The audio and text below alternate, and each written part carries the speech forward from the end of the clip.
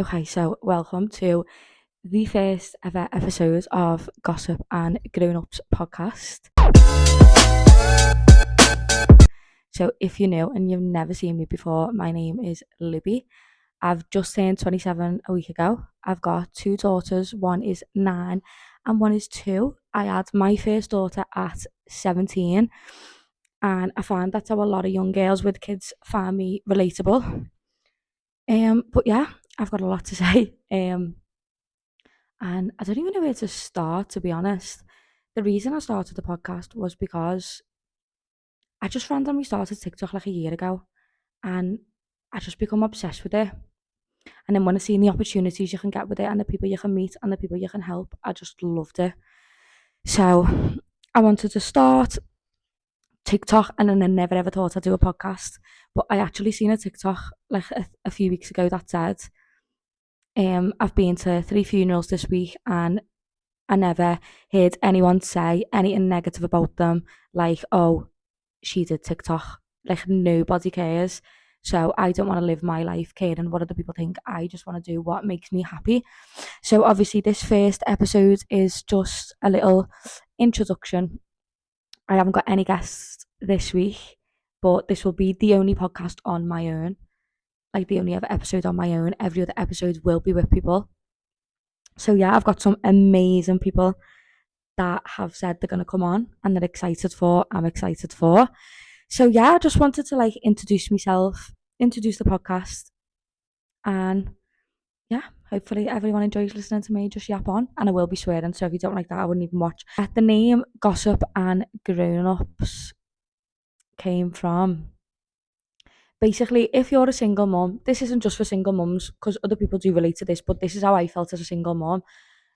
When I would put my kids to bed, that silence when the kids are in bed and you're sat on your own is so deafening. It's horrible. You just crave like that adult conversation, don't you? And I felt like I never get that. And I felt like some podcasts I watch like weren't relatable from my sense as a mum, if that makes any sense. Like, I absolutely love podcasts. Like, I love Saving Grace. I love Livy Roberts. I'm a proper big Livy Roberts fan. Like, I'm obsessed with her. She's amazing. But yeah, they're like the type of podcasts I'd watch, and I absolutely love them to bits. But obviously, they don't have kids, so like, I can't relate to them on a certain length. Whereas I've got a lot of mum stuff following me that are in a relatable boat. So yeah, I thought perfect name. They can have that grown up conversation when the kids go to bed. So that's how I came up with the name. And yeah, I have got some funny stories to tell. I've got a lot to talk about. So obviously my daughter has got a rare bowel disease, meaning she's got a stoma. People wanted to know about that. I have my daughter so young. People want to know about that, and just like how I cope in general with 2 kids. And yeah, I put a question box on my story. I'm just getting it up now, by the way. I'm not being rude on my phone. I asked people what they wanted to know about me for the first episode because I wanted to answer some questions so people can get to know me a little bit more. And most of them was, what was your reaction to finding out you were pregnant at 17? Listen, I was a very rebellion teenager. So, backstory is, my dad passed away when I was 2, through mental health, and my mum was a single mum to 3 girls, and I was the middle child, and I ended up being the nightmare child. I think I was just didn't understand life, and I was just going through my own sort of thing, which I never felt comfortable talking to my mum about because I was always a very, very shy kid. So I was always very like rebellion, not in a good way, and I would never recommend to be rebellion and have a kid at 17 because I thought, and I know a lot of young girls think this, having a kid young is just like dressing them up and, oh, I've got a baby. No, it is not like that. And I would never, I stand by pregnant teenagers, but I do not stand by teen pregnancy. I don't stand by planning to have a teen, like a teen pregnancy, but if you happen to have one accidentally and you want to keep it, that's perfectly fine. But I would never say try and have one when you're a teenager to live your life, because I have missed out on so much. I obviously do not regret a thing, but go on holidays with your mates and live your life, because I still can't do any of that now. Not like I want to, like, that's not really very appealing to me. I've never really been like one of them girls that want to go out like party holidays, drinking and all that. It's not really my thing. But yeah, I like, my reaction was, I was just I was made up and I couldn't wait to throw it in people's faces because I was just like rebellion, and I knew that my mum wouldn't have wanted me to have a kid, and like my daughter's dad's family obviously didn't want us to have a kid that young. He was actually 1 year younger than me, so he was 16 at the time. Um, and yeah, it was my reaction was just like, oh, I'm having a baby, and then obviously I didn't deep it so much. I had like a bit of a rough pregnancy and whatever, and then when she was born, it hit me like how hard it is. Like it's not just oh cute babies like nappies and everything. It's a lot of responsibility anyway. Yeah, it was a lot of responsibility, and I would not recommend it until you like settle down and stuff, because like I was 17, I didn't have a job, I didn't have no money, I was being selfish, not thinking of the bigger picture. I just thought, oh my god, I'm having a baby. There's a lot to think about, put it that way. But yeah, basically all the questions was how you transitioned from being a teenager with no responsibilities to having a baby. To be honest, when I was a teenager, I never had many mates anyway. I didn't really like go out much, whatever. So to me, I was always with my boyfriend all the time. So to me, it didn't even feel like it was going to be such a big thing, which it obviously was. Let's see what else I asked. Oh my god, sorry, this is so off topic. But I put a box on my story last night and just put what's the worst experiences with men, and I have to tell this one because whoever this girl is, she's an absolute queen. This girl put, my ex was deaf and I farted for the first time and he thought it was the front door. Listen, when I tell you, I was literally crying, laughing. Like, I just didn't expect someone to say that. I just couldn't believe it. I just thought that I've got to speak about that. Like, I didn't even want to speak about like these topics yet. I wanted to wait for like funny ones, but oh my god, they're just too funny. What made you start social media? So I love TikTok anyway, and I was just posting on TikTok for fun, and I ended up with about 5,000 followers. Just I think of people just being nosy who knew me and like just loving the videos I used to post.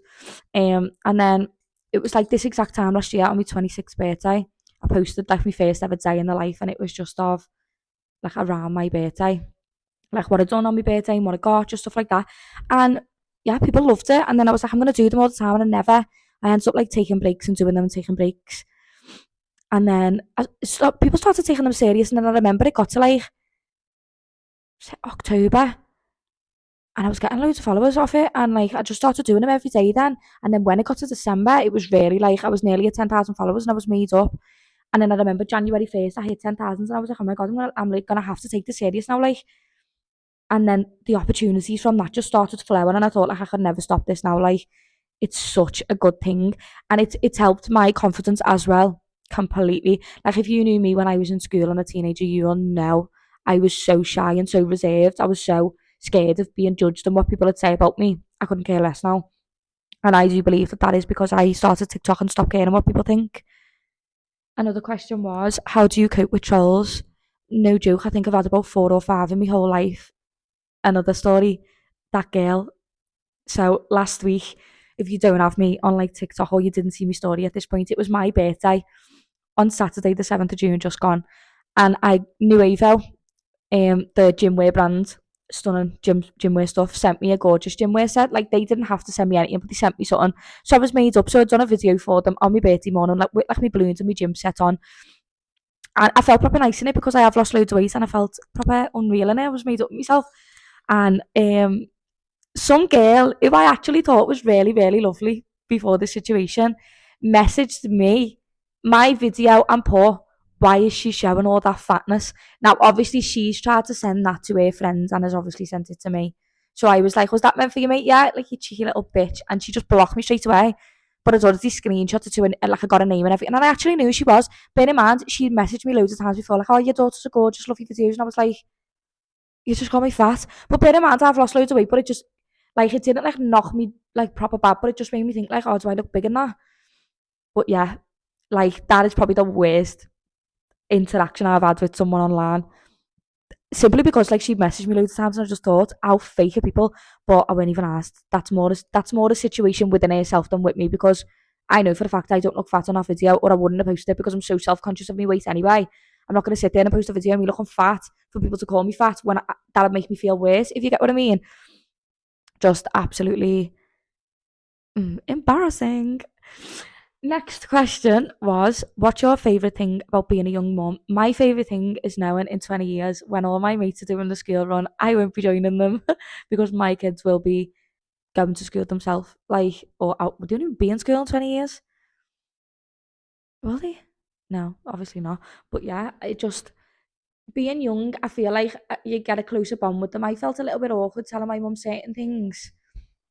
I don't know why. Maybe I'm just that type of person, but I'm not now. I'm very like open now. But back then I was very like reserved and just, I don't know, I'd get embarrassed off the littlest thing. Whereas I think because my eldest daughter, who was 9, is the way I speak and stuff, and she knows I'm like an open book and she could come and tell me anything, even though she does sometimes keeps little secrets from me. Yeah, I think the best thing about being a young mum is the bond you just get because you're just so close in age. Next question. what age what age you had your girls and how you found out you're pregnant. So it was obviously 17. Now this is another thing about finding out I was pregnant. I believe that there is a thing called a pregnancy nap, yeah, and I believe you have the pregnancy nap before you even find out you're pregnant, because both times I've been pregnant with my daughters, I had the same nap, and when I woke up from the nap, all I could taste was metal. I was proper groggy. I felt it out of it, and I knew as soon as I woke up and I thought do a pregnancy test, and it was pregnant both times. That's exactly how I found out both times. But the second time, I was what, like 23, 24, 23 or 24, and my boyfriend was working away, and he was actually coming home that day from where he was working. And I was like, I cannot hold this in. But I thought, no, because obviously when I was younger, I was 17, I didn't get to experience it properly the way you'd want to experience like your pregnancy and whatever. So I wanted to surprise the dad, like my boyfriend at the time when he got home. So when like got my mate and we went and got a balloon and a little baby suit. And we'd never even really spoke about babies. I'd always said like I want another one. But like we weren't trying or anything like that. It was just like a bit mad. Like I couldn't even imagine him to have kids and now we've got one. It's mad. But like he come home and the balloon. No, I went, where have you been? I've been waiting. I got something to tell you. And he was like, what? And we've got something to tell you. And he went, you're pregnant, aren't you? And I started laughing and he went, fuck off. And he just didn't believe me anyway. And then, yeah, he was like pacing around, but he was like, I can't. Like, I'm not ready. I can't. And then 10 minutes later, he was like, you know what? I'm sad. And he was sad. And yeah, like, I was still scared even telling my family when I was 24 because I just thought, like, I don't know. It still feels so scary. But everyone was made up and everyone loves them to bits. So yeah, it was just like, I don't know. It's just a bit of a scary situation becoming a mum in general, but like becoming a mum when you're young is like scary. How do you find the confidence for TikTok? I go to a bag of nerves and delete the video. I also used to do this. What was that? I'm in here on my own and it's actually quite scary. Anyway, how do you find the confidence to do TikTok? You know what? I used to be so scared of what people would say about me. It would be like my worst thing ever. And I used to think like, oh my God, what are they going to say? What are they going to say? And then it was just like, I don't even care anymore. Like I actually don't care anymore because no matter what you do, people are always going to have something to say. So you may as well give them something to actually have something good to talk about. Do you know what I mean? Like, I don't know why I was actually so scared. Like going through school, I had a horrible experience in school and I really hated it. Like I remember the group of mates I had in school, like no shade to them at all because I know that they'll probably see this and I've got nothing but love for them because we're grown women now, we've all got kids and we was all just bitches in school. I don't think I was a bitch. I think I was scared of my own shadow, but it is what it is, isn't it? When we was in school, like I felt like they just do like a freeze out and they just like decide one day they didn't want to be mates with me again and I'd just be like left on my own. And I had this one mate from school and if she never used to come in, I'd have to sit on my own on dinner and that. And it was just like the worst experience ever. And I felt like that knocked me confidence a lot because I felt like, why don't you want to be mates with me? Like, am I the problem? But I obviously weren't the problem. I was like the shyest kid ever. Like, it, it was just mad. I was just proper scared of my own shadow. And like a lot of things happened in school. Like, so here's a story. And I don't even think anyone will remember this story. But when I was in like year 8, I started going around with this girl by the way, like I'm not mentioning any names and no shade to anyone because I've got no problems with anyone. But these are just things that happened to me that obviously stuck with me for me to mention now. Um, I was mates with these new group of girls in school, whatever. I was going out with them after school, and this girl who I was going with, she had a best mate, and like if your best mate gets a new mate when you're in school, it's all bitchy shit. We were in an all girls school, yeah, so picture that. Anyway, I ended up going out with this one girl. Like after school, we went out or whatever, and her best mate didn't come, and I don't even know what actually happened, but the other mate, the new mate her dad turned round to her mate and was like, she never come out. Like, I'm going to tell her we've been jumped, so she feels bad for not coming out. Or something stupid like that. It weren't even that deep, but it was just so stupid. Anyway, she did say that to her mate. Bear in mind, I weren't even on my phone. I remember this so clearly. So my mate had turned round to her best mate and said, oh, we've just been jumped now. Blah, blah. Like, my phone was dead at this point, so I didn't even, like, whatever. I didn't even think it was that deep. So I've then walked home and got home. And back then, it was like when you had your laptop with your Facebook or whatever. And I've logged into my Facebook and I had like 500 notifications. So I'm like, what the fuck? So I go on Facebook and this girl had went on Facebook and told everyone that I'd lied about getting jumped. Which if you knew me in school, you knew I was too scared to say anything like that. Like I was so scared of everything. But everyone believed it. I had 500 people on my Facebook wall telling me to go and kill myself. That I was going to get battered outside school, I was going to get jumped in school, and that I was just vile. So then obviously I was sat reading all this in front of my mum, like shaking, but I didn't tell my mum. I don't know why I never told my mum, but I just never felt like I could. Nothing against my mum. I was just a very shy kid, and I was embarrassed at every situation, so I never ever told my mum. And I had to obviously go into school the next day. I was like crying to my mum saying, "Oh, I don't feel well," and she was like, "You've got to go in." So I had to go into school the next day, and I just remember walking into that school and everyone looking at me, and my own mates weren't even speaking to me anymore. And I was like, this is like the worst situation ever. And I just remember crying. And we went to like that teacher, the teacher you go to if you felt sick or whatever, and she'd send you home. And I like was just crying, and she was like, "It's not, you can do, go back to class." And I had to sit in the classroom with them all, and these all sit there giggling, and they wanted to speak to me. And like I know they mustn't have thought it was that deep. To me, it was very deep because I still remember it now. And it knocked my confidence obviously a lot because thousands of people all over my Facebook telling me to go and kill myself over something I never even said. Like I was the shyest kid in school, and anyone who says otherwise is barefaced lying because I was a shitbag and everyone knew it.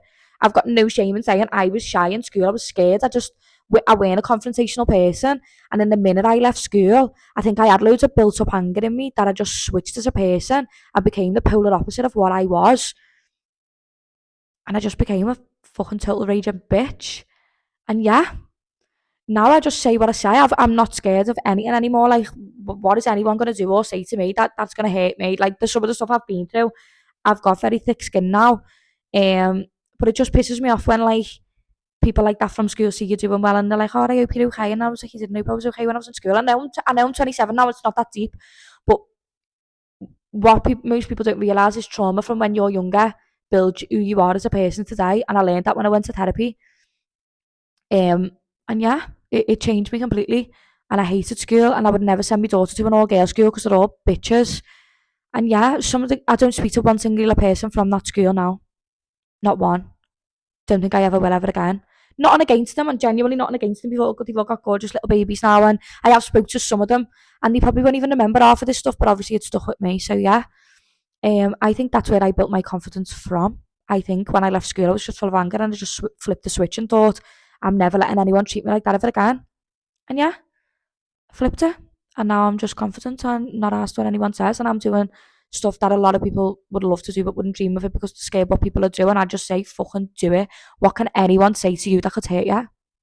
What can anyone do? Nothing. They can't do anything. Another thing people wanted to know was about anxiety and how I get past anxiety. I just fucking fake it till I make it, won't lie.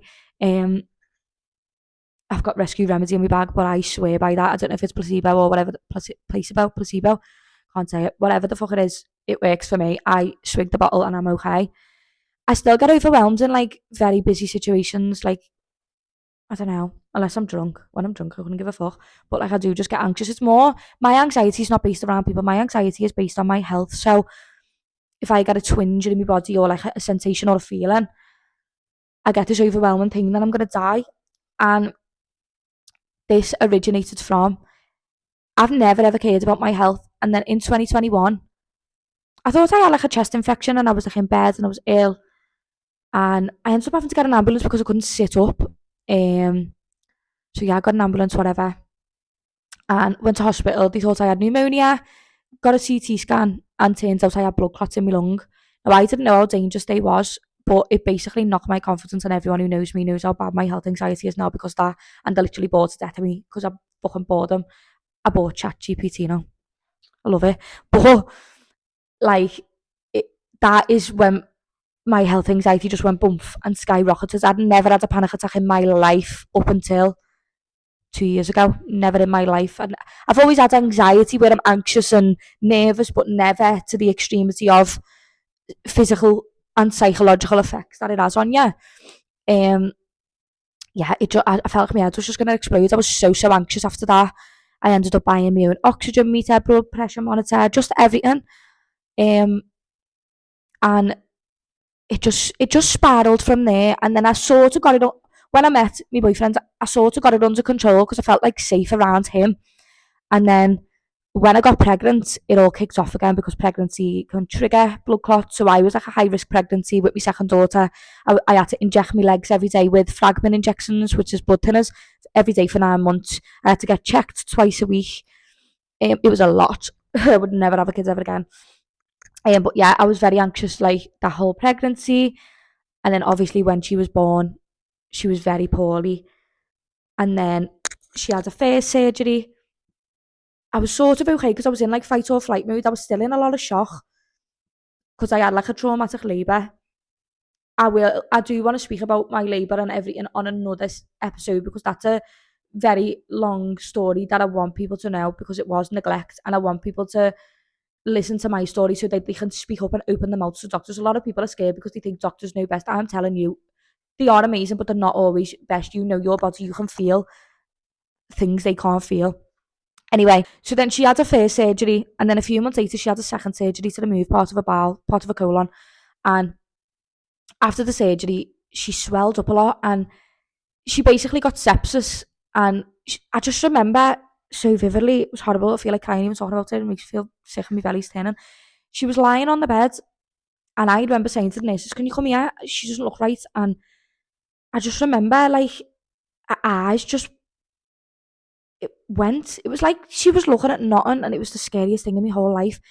And her pupils just dilated tiny, and she was just out of it. And I was saying, "Dollar, dollar, dollar," and then I was panicking. And then all the nurses come in, and they were like, "Something wrong." She had sepsis. She needs the blood transfusion. And then I went into a panic attack from there. But at this point, I'd never ever had a panic attack, a physical panic attack in my life. I'd never felt the palpitations, the pain in your chest, the shaking, the sweating. And I thought the stress had caused a heart attack. So I was sat in the toilet in all day like this, thinking, I'm having a heart attack. I'm having a heart attack. And I remember the baby's dad at the time. He knew I had health anxiety, so he like usually would just like brush it off. But he panicked because he was like, the baby was on the bed like that. I was in the bathroom like that. I'd locked myself in. They were all like, you need to open the door, you need to open the door. And I couldn't speak.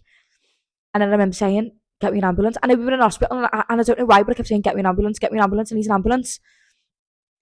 And I remember all the nurses coming in and like put me in a wheelchair, and I was like, we'll check your blood pressure, you're okay, you're okay. And I was like, I'm not. Something wrong, but my blood pressure was normal. So I was like, I'm having a heart attack. And they were like, you're not. And then he was like, listen, we're going to send you in a taxi to the Royal because we need you to get checked in case it's a blood clot, because obviously I told them my history or whatever.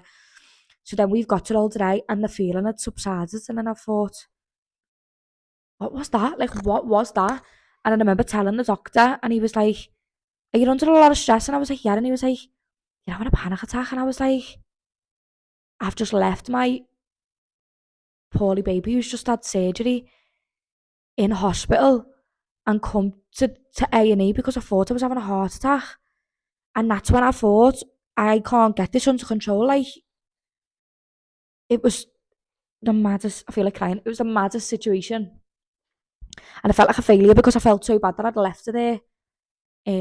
She was in the best place. Like, the nurses we had were absolutely amazing. They understood the situation. They still remember us now because we see them all the time. Like, they were just amazing. And I just remember how nice they was to me. But I I remember the sensations and the way I felt so real that it felt like I was dying, and I thought I can't die when she's in hospital. Like, it was just, and now every time we go to Alderey, I get triggered, and that's a very big trigger for me, and I have panic attacks. I haven't had a panic attack now since we was last there, which was a month ago. Other than that, I hadn't had a panic attack for about 6 months. I have just learned to say to myself now, what you're feeling now, you felt it 100 times before, and you're going to be okay. I know how scary it feels, and it is like the scariest thing in the world when you're convinced it's real. And I still get waves of anxiety, but I just think it is what it is now. Like, I can't live my life worrying like this no more. Like, last year it got so bad because I went to the fair with the kids and my boyfriend, and I had a big panic attack in the middle of the fair. And I think it was just because the noises I hadn't ate, it was just a lot. Like, my blood sugar had basically dropped, but I felt like I was fucking dying. And I was like, I need to go home now. I need to go home now. I need to go. And me running home in that situation was feeding into the anxiety, where it made me feel like home was my safe space. And then I didn't feel comfortable going out, and I didn't go out for about 3 months. Every time I'd try, I'd like cry, and I just felt like I couldn't do it. I felt like I was going to die. And it was the embarrassment of like fainting in public and people having to fucking do CPR on me. Like, it's not an embarrassing thing because we're human, and no matter what, like, one day someone probably is going to have to do CPR on you. But like, I don't know. It just scares me. I don't like the thought of death because I don't know where it leads you to. And yeah, um, that got deep very quick. I thought everyone thought this was gonna be laughing. Everyone must have thought this was gonna be a laugh, but like, I wanted to like touch on subjects that people ask me a lot. So obviously anxiety, being a mum, and confidence. And yeah, I obviously have got a lot more to say, and people want to know a lot of different things, which I'm happy to talk about. But obviously, I have got other episodes, I've got guests, I have got some of the best TikTokers and like Instagram influencers, content creators, whatever you can think of. I've got some of the best people. Some of them I've met before and are just hilarious. So there will be a lot of funny stuff to come. This was a little bit serious. Sorry, I didn't expect it to go this way. But I wanted people to try and understand who I am and why I want to do this. I obviously want to give my kids a good future. And you all know, because you've watched the rich TikTokers on TikTok and Instagram, and you see the lives that they've got just off doing this. That is the end goal. That's the end goal for me. Not saying I'm going to make it, but I'm going to try, and I'm not going to let other people's opinions make me shy away from that because they think I'm a ming and don't like what I do. I don't give a fuck what any of you think about me. But yeah, that was episode 1, which was just an introduction. Episode 2, there will be a guest, and there'll be a lot of stuff to talk about. Obviously, any questions that anyone wants to ask, please message me them because I love getting the questions to answer. And yeah, I hope you've enjoyed listening to me waffle for almost an hour. I only wanted the first episode to be 25 minutes, but there were some things in there I wanted to get in. But yeah, this is also, I am filming in Studio Moose. Now, Studio Moose is a content studio, a salon.